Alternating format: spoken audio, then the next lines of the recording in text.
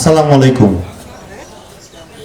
আজকের এই পাঁচিল বাজারে আপনাদের সকল মুরব্বীদের সাথে নিয়ে আমরা আসলে মত বিনিময় সভা করছি।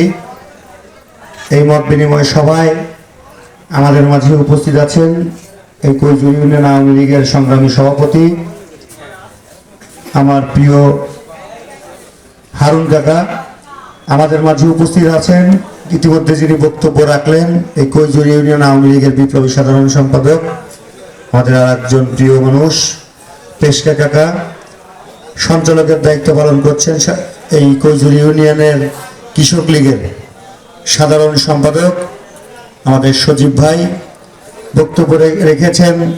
আজকে সভাপতির দায়িত্ব পালন করছেন এই কৈজুর ইউনিয়ন আওয়ামী স্বেচ্ছাসেবক লীগের দীর্ঘদিন যিনি রাজনীতির সাথে জড়িত, সার্বক্ষণিক আসলে যাকে এখানে পাওয়া যায় আমাদের লতিফ সর্দার ভাই আমাদের মাঝে উপস্থিত আছেন। আরও এখানে অনেক নেতৃবৃন্দ আছেন, আমি যাতে সবার নাম বলতে অনেকক্ষণ সময় লাগবে, যেহেতু আমাদের সময় আছে মাত্র 10-12 মিনিট 15 মিনিট। আসলে 29শে মে যে নির্বাচনটি অনুষ্ঠিত হবে সেই নির্বাচনে আমার জানা মতে আপনারা কখনো ভাইস চেয়ারম্যানকে ভোট দেন নাই। গত 10 বছর কি আপনারা ওকে ভোট দিয়েছেন? ভোট দেননি। বরাবর এই ভাইস চেয়ারম্যান পোস্টটি আসলে সাদতপুর থেকে একজনকে সিলেক্ট করে ভোট ছাড়াই আসলে ভাইস চেয়ারম্যান নির্বাচন হয়ে গেছে একজন প্রার্থী দ্বারাই। এবার আমাদের জননেত্রী দেশরত্ন শেখ হাসিনা তিনি এই নির্বাচনকে সবার ভোটার অধিকার প্রয়োগ করার জন্য, অংশগ্রহণমূলক নির্বাচন অনুষ্ঠিত হওয়ার জন্য এইবারের প্রতীক উঠিয়ে দিয়েছেন এবং সবাই যেন ভোটটি দিতে পারে এই ভোটটি দেওয়ার জন্যই করেছেন। আমাদের পাশের এইখান থেকে তো সবচেয়ে বেলকুচি কাছে, বেলকুচিতে আপনাদের এই 8 তারিখে নির্বাচন অনুষ্ঠিত হয়েছে। তারপর সিরাজগঞ্জ সদরে অনুষ্ঠিত হয়েছে, কাজীপুরে হয়েছে, বেড়ায় হয়েছে এবং সাথিয়াতে হয়েছে। আমার সাদতপুর থেকে পাশাপাশি 5টি উপজেলার একটি উদাহরণ দিচ্ছি।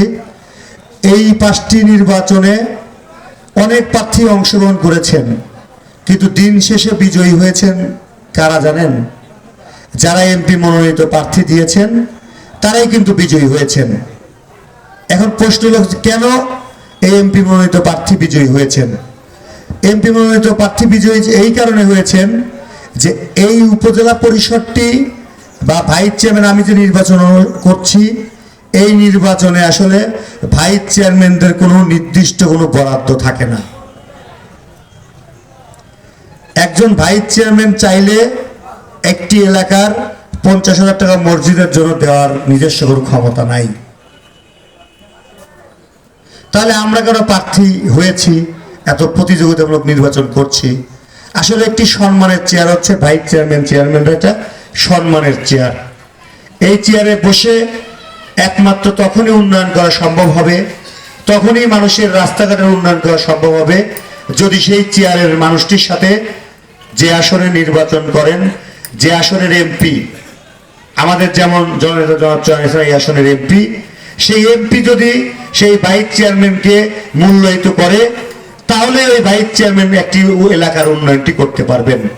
আমি যদি এই কথাটি বলে গেলাম, আপনারা সারা সাদতপুর নয় সারা জায়গায় খোঁজ নিয়ে দেখবেন যে একজন ভাইস চেয়ারম্যান যদি হতো তাহলে তো আপনার ইউনিয়নে 50,000 টাকা কোনোদিন কি কোনো ভাইস চেয়ারম্যান অনুদান পেয়েছেন কিনা কেউ একজন বলতে পারবেন কিনা? আমার কাছে পেয়েছেন? আপনাকে বলতে পারবেন? তাইলে একটা বাস্তব উদাহরণ আপনাদের কাছে তুলে ধরলাম। তাই এই 5টি আসনের সাধারণ জনগণ কিন্তু ভুল করে নাই। এই যে 5টি আসনের যে নির্বাচন হয়েছে সাধারণ জনগণ কিন্তু ভোট কিন্তু সিরাজগঞ্জের 3টি আসনে ইভিএম এ ভোট হয়েছে, ইভিএম এর মাধ্যমে কিন্তু ভোট হয়েছে, কিন্তু সাধারণ জনগণ কিন্তু রায় দিতে ভুল করে নাই। কারণ তারা জানে, খোঁজ খবর নিয়ে দেখেছে যে এই চেয়ারে কোনো মূল্যায়ন নেই, এই চেয়ারের মূল্যায়ন তো সেই দিন পাবে যদি ওই চেয়ারের এমপি, কারণ ওই চেয়ারে যাই কিছু চান ওই এমপি দিবে। তাহলে এমপি যদি তাকে দেখতেই না পারে, তার কথাই শুনতে না পারে, তাহলে আপনি ভাইস চেয়ারম্যান এত কষ্ট করে ভোট দিবেন, যুদ্ধ করবেন কার আশায়? কথাগুলো বলছি, আপনারা শুনে দেখেন, আপনারা মিলিয়ে নিয়েন। এই চেয়ারটির মূল্যায়ন তখনই হবে ওই চেয়ারের মানুষটি যদি এমপির কাছ থেকে বিভিন্ন বরাদ্দ আপনাদের কাছে নিয়ে আসতে পারে, রাস্তাঘাটের উন্নয়ন বা মসজিদ মাদ্রাসা এগুলো যদি উন্নয়ন করে দিতে পারে, তাহলেই আপনার এই চেয়ারটির মূল্যায়ন হবে। যাই হোক, আমি মারুফ হোসেন সুনাম, আমি ভাইস চেয়ারম্যান নির্বাচন করছি। আমার বাড়ি মনিরামপুর বাজার, কিন্তু আমার পূর্বপুরুষ আমাদের এইখানে ঘোরজানের তারা সন্তান ছিলেন। চৌরাপাঁচিল আমাদের এখনো ওইখানে কিছু জায়গা আছেন। আমরা যেহেতু পূর্ববারের মানুষ, আমাদের নিজেদের আমাদের মানে বাপ চাচারা দাবি করে, সেই সূত্রে আমি মনে করি যে আমাদের এইখানকার ভোটারের প্রতি আমার একটি অধিকার আছে। আমরা সাজাদপুরের মানুষজন গ্রামের মানুষের প্রতি একটু অন্য দৃষ্টিতে দেখি, কিন্তু আমি বড় হয়েছি, আমি কোনোদিনও আজ পর্যন্ত বলতে পারবে না আমি কিন্তু ছাত্রলীগের সভাপতি ছিলাম 4.5 বছর। আমি স্বেচ্ছাসেবক লীগের বর্তমান সভাপতি। সাজাদপুরে কম বেশি যারা চলাচল করে, একটি মানুষও বলতে পারবে না যে সাজাদপুরে আমি কোনোদিন অন্যায়, অবিচার, গুন্ডামি, মাস্তানি, সন্ত্রাসী কার্যক্রম চালিয়েছি। আপনারা কেউ বলতে পারবেন যে আমাকে কোনোদিনও গুন্ডামি মাস্তানি করা দেখছেন, বাজারঘাটে মাস্তানি করা, গুন্ডামি করা, কারো কাছ থেকে চাঁদাবাজি করা দেখছেন, কখনো শুনছেন? আমি গর্ব করে বলতে পারি যে সাজাদপুরের বাজারে আমি কারো কাছে 50,000 টাকা ঋণগ্রস্ত না। আমি দুটি সংগঠনের দায়িত্ব পালন করছি, সরকারি দলের। আমি আমার একটা মামলা পর্যন্ত নাই। আমি চেষ্টা করেছি, আমি অনার্স মাস্টার্স কমপ্লিট করে রাজনীতি করছি। ছোটবেলা থেকে খেলাধুলা নিয়ে আমি বড় হয়েছি। আমি ঢাকা ধানমন্ডি ক্লাবের ক্রিকেট টিমের ক্যাপ্টেন ছিলাম। ওইখান থেকে আমার রাজনীতিতে আস্তে আস্তে আসা। আমার স্বপ্ন ছিল একজন প্লেয়ার হওয়া। যারা প্লেয়ার হয় তারা কখনো কারোর সাথে অন্যায় করতে পারে না, তারা কখনোই খারাপ কিছুর সাথে জড়িত হতে পারে না। আমি বিড়ি সিগারেটই খাই না, আমি খারাপ কি কাজের সাথে জড়িত হব? আমার কোনো মানে বিড়ি সিগারেট খাওয়াই নেশা নাই। আমি কোনো কিছু জীবনে ছুঁয়েই দেখি নাই, মানে খাই নাই আমি কখনো। আমার কি নেশা থাকতে পারে বলেন? আমার নেশা ছিল খেলাধুলা, তারপরে এখন রাজনীতি করা, মানুষের সেবা করা। তো আমার কথা হচ্ছে যে আপনারা এই ভোটটি এমন মানুষকে দেবেন যে মানুষের এই ভোটটি পাওয়ার যোগ্য। আমাদের এমপি মহোদয় জনাব চয়ন ইসলাম আপনাদের বাদ করে দিয়েছেন। আজকের এই কই জুই নালে ভেসে কোন জায়গায় যেত? এই নদী শাসন তো তিনিই করেছেন, নাকি এটা মিথ্যা কথা? তিনি এই যে আমাদের সোনাতলির চরের মানুষজন পারাপার হতো, তার কিন্তু খারাপ লাগার কারণে তিনি কিন্তু 12 লক্ষ টাকা নিজের টাকা দিয়ে সরকারি কোষাগারে দিয়ে তাই কিন্তু এই পুরো ঘাট ফ্রি করে দিয়েছেন। কোনোদিনও কেন এমপি করেছেন কিনা আপনারা বুকে হাত দিয়ে বলেন তো? তাহলে এই এমপি সাজাদপুরের এই 1 মাস আগে রাস্তাঘাটের উন্নয়ন করেছে, মানে রাস্তাঘাটে দিয়েছেন টিয়ার কাবিকা, তিনি মসজিদ মাদ্রাসায় দিচ্ছেন। তো আমি ভাইস চেয়ারম্যান প্রার্থী হয়েছি, আমি যে বললাম যে জামিরটা, কায়েমপুর আর হচ্ছে পোতাজির, আমার 3টা রাস্তা আমি মানুষের ওয়াদা দিয়েছিলাম ভাইস চেয়ারম্যান হওয়ার পর দেবো। আর 3টি মসজিদ আর 2টি মাদ্রাসায় আমার একটু অনুদান দেওয়ার কথা বলেছিলাম। তো এমপি মহোদয় আমাকে কিছুটা ভালোবাসেন। তো তখন বললো যে তুই ভাইস চেয়ারম্যান হলে দেওয়া লাগবে না, হলে দেওয়া লাগবে না, তুই কি কি নামের তালিকা আছে আমার কাছে দে, আমি এখনই দিয়ে দেই। জামিরটার ওই রাস্তা সহ 3টি রাস্তা, 3টি মসজিদ, 2টা মাদ্রাসা কিন্তু অনুদান অলরেডি তিনি দিয়ে দিয়েছেন 1 মাস আগে। তো আমার কথা হচ্ছে যে এমপি মহোদয়ের সেই জন্য কিছু করার, মানুষের জন্য কিছু করার সুযোগটা আমার আছে। আমি যদি ভাইস চেয়ারম্যান নাও হতে পারি, তাও এই 5 বছর আমাদের এমপি মহোদয়ের কাছ থেকে মানুষের সেবা করার আমার একটু সুযোগ আছে। আর ভাইস চেয়ারম্যান যদি হতে পারি তাহলেও তো সুযোগটি ইনশাল্লাহ থাকবেই। তো আমার কথা হচ্ছে যে আপনারা যারা সচেতন নাগরিক, তারা এই মূল্যবান ভোটটি দেওয়ার সময় ভুল করবেন না। আমি ভাইস চেয়ারম্যান না হতে পারলেও আপনারা এই পাঁচিলে আমি আসব, এসে আপনাদের সুখ দুঃখের কথা শোনার চেষ্টা করব, কতটুকু পারবো।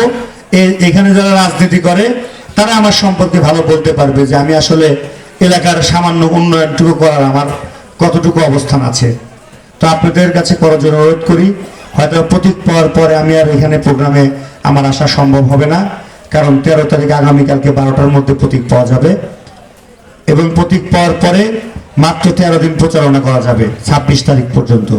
13 দিনে আসলে সাজাদপুরের মতো একটি উপজেলায় খুবই অল্প সময় 426টি গ্রাম, 160টি সেন্টার, যেটি কোনোভাবেই কোনো প্রার্থীর পক্ষে যাওয়া সম্ভব না।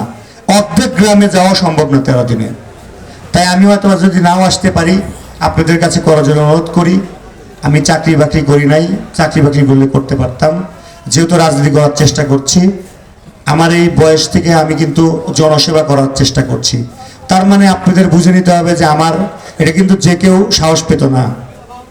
আমি সাহস পেয়েছি মানে আপনাদেরকে বুঝে নিতে হবে যে আমি মানুষের সেবা করার জন্য সামনের কাতার থেকে নেতৃত্ব দেওয়ার চেষ্টা করছি।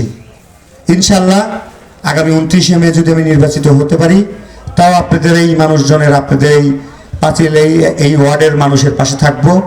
আমি যদি নির্বাচিত না হতে পারি, তাও আপনাদের এই গ্রামের, আপনাদের এই মানুষের পাশে আমি সুখে দুঃখে পাশে থাকবো ইনশাল্লাহ। আপনারা শুধু আমি যে প্রতীকী পাই, আমি না আসতে পারলেও আমার প্রতীকটিতে আপনারা সবাই ভোট দেবেন। ভোট দেবেন এই কারণে, কারণ আপনারা আপনাদের যে মূল্যবান ভোট সেটি সঠিক জায়গায় দেবেন, যেন আপনারা 29 তারিখের পরে অধিকার নিয়ে এমপি মহোদয়কে ভোট দিয়ে আপনারা এমপি বানিয়েছিলেন। আবার আমাকে বানানোর পরেও যেন আমি এমপি মহোদয়ের কাছ থেকে বলতে পারি এই অঞ্চলের এই মানুষের সেবা আপনার যেমন করার দরকার, আমারও এই এলাকার মানুষে আমাকে ভোট দিয়ে নির্বাচিত করেছে, এই এলাকার মানুষের আমারও সেবা করা দরকার। এই এলাকার মানুষজন এসেছে, তারা দীর্ঘক্ষণ দূর থেকে আসে আমাদের সাজাদপুরে, এই এলাকার মানুষের যেন কোনো সময় কোনো দুঃখ দুর্দশা না থাকে। তো ইনশাল্লাহ আপনারা সবাই ভালো থাকবেন, সুস্থ থাকবেন, এবং 29শে মে যে নির্বাচন সেটি আমি যে প্রতীকী পাই আপনারা ভোট দিয়ে দেবেন। আর একটি কথা, আমার রাজনীতিতে চলাফেরার পথে আমি কিন্তু একটি আদর্শে আমি বিশ্বাস করে আমি রাজনীতি করেছি বা করি। আমি ছাত্রলীগের ক্রীড়া সম্পাদক থেকে শুরু করে এখন পর্যন্ত আমি জননেতা জনাব চয়ন ইসলামের আদর্শে রাজনীতি করেছি। আমি কিন্তু কোনোদিনও পথ পরিবর্তন করি নাই, আমি নেতা পরিবর্তন করি নাই। আমি মনে করি আমি বুক ফুলায় বলতে পারি আমি আদর্শবান একজন কর্মী, জননেতা জনাব চয়ন ইসলামের আদর্শবান একজন কর্মী। আর আমি যেন দিন শেষে সেই আদর্শ নিয়ে সারা জীবন চলতে পারি। ধন্যবাদ সকলকে। আজকের এই প্রোগ্রামটি সফল করার জন্য আমাদের লতিফ ভাই সহ যারা এই আয়োজনের পিছনে ছিলেন সবাইকে ধন্যবাদ জানিয়ে, আপনারা দীর্ঘক্ষণ বসে থেকে বক্তব্য শুনছেন, আপনাদেরকে ধন্যবাদ জানিয়ে আমার সংক্ষিপ্ত বক্তব্য শেষ করছি। জয় বাংলা, জয় বঙ্গবন্ধু, জয় হোক আপনাদের মেয়রী মানুষের। ধন্যবাদ সকলকে। আসসালামু আলাইকুম।